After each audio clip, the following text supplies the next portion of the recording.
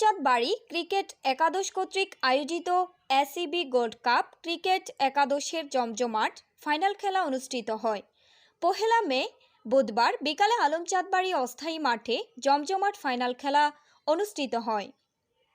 এতে প্রতিদ্বন্দ্বিতা করেন নানুপুর আব্দুর রাজ্জাক স্মৃতি ক্রিকেট একাদশ বনাম লেলাং প্লেইং 11।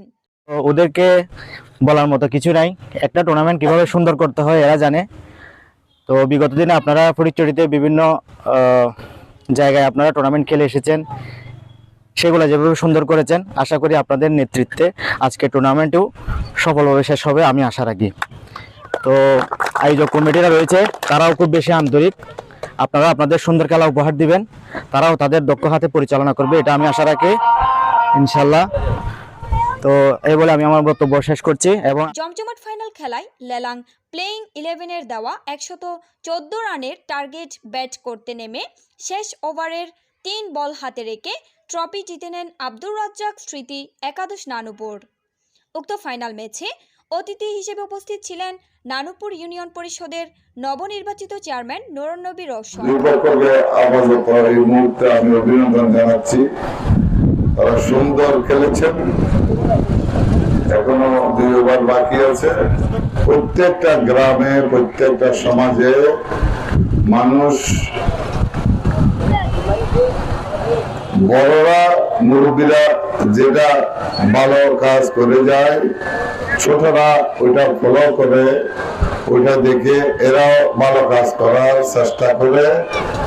যখন নবনির্বাচিত ইউপি সদস্য মোহাম্মদ আহমদ সফা বুট্টু, আলম গাজী যুব সংঘ এর অন্যতম সদস্য মুসলেহ উদ্দিন মঞ্জু সহ গণ্যমান্য আরও অনেকেই উপস্থিত ছিলেন।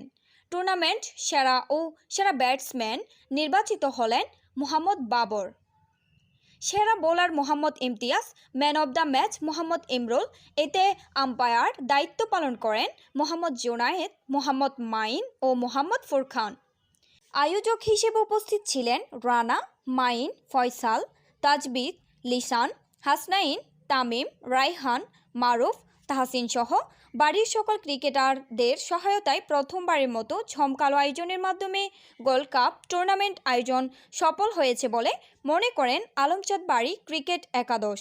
খেলা শেষে অতিথিরা ম্যান অব দ্য ম্যাচ ও ট্রফি তুলে দেন খেলোয়াড়দের।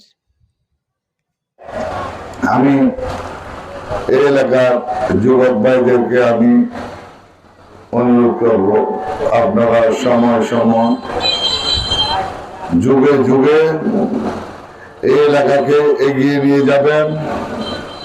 এই এলাকার আলোকিত মানুষ যারা আছে, এই এলাকার পরিচিত মানুষ যারা আছে, যাদেরকে নিয়ে আমরা অহংকার করি, তাদেরকে এইরকম বিভিন্ন ভালো কাজ দিয়ে তাদেরকে স্মরণ করবেন, তাদের প্রতি শ্রদ্ধাবোধ দেখাবেন। আপনাদের থেকে দেখে আপনাদের যারা জুনিয়র, যারা আপনাদের ছোট ভাইরা আছে, তারাও আপনাদের থেকে শিক্ষা গ্রহণ করবে।